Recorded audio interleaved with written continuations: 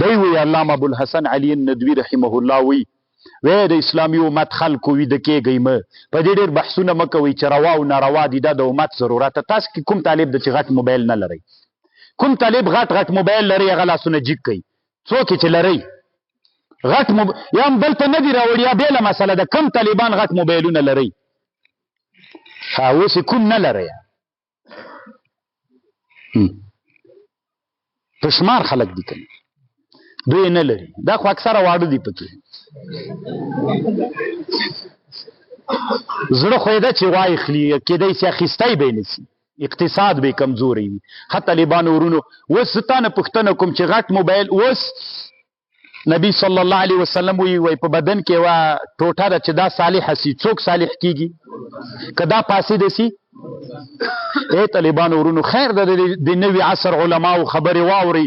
دوی ملحدین نه دي، دوی د اسلامي امت د نن حالت درکولی سي او نن حالت درکوي. نو دی داسې وایي ابوالحسن علي الندوي وی نن عصر کې اعلام رسنۍ میډیا چې ده دا د زړه حیثیت لري. اذا صلح الشعب كله واذا فسد الاعلام فسد الشعب كله. که میډیا طالبانو فاسده سوه ټوله میډیا مو کفر ته ور پرېښودله، رسنۍ مو چا ته ور پرېښودې؟ کفر ته مو ور پرېښودلې. بیخي موږ هېڅ نشریات نه کول، ټول مو دوی ته ور پرېښودلې. نو دا ټولنې اوري که یې نه اوري؟ چې تاسو بزرګانو کې په 90% اوري نو عام انسانان به څنګه کوي؟ اوري که یې نه اوري؟ نو چې اوري نو هغوی د خزانې به له چا نه ډکې سي؟ نو چې میډیا فاسده سي ټول راتلونکی نسل څوک کېږي؟ فاسد کېږي.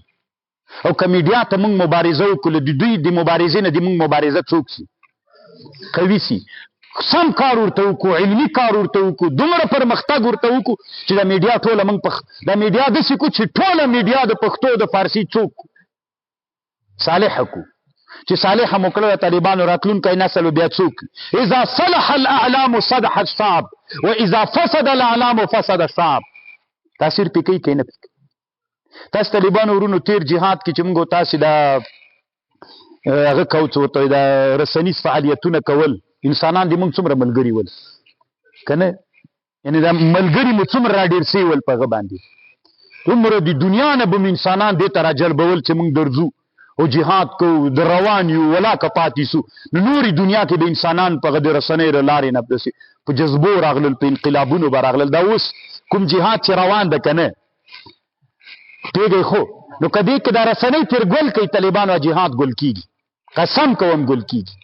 خو څومره چې رسنیز فعالیت ډېر ورته اوسي هغه جهاد نور هم ګرمېږي. د الله په خاطر وکئ. ای علماو دغه نارې چې روا ده که ناروا موږ ته معلوم ده.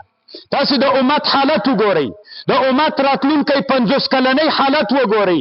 که چېرته میډیا کفر ته ورپاتې سي اذا فسد الاعلام فسد الشعب كله. ټولنه به ګوره درنه لاندې سي. بیا ټولنې تا واک ته نه راځي چې ټولې دښمن خبرې ورته کوي. او که چېرته دا صالحه سي صلح الشعب كله.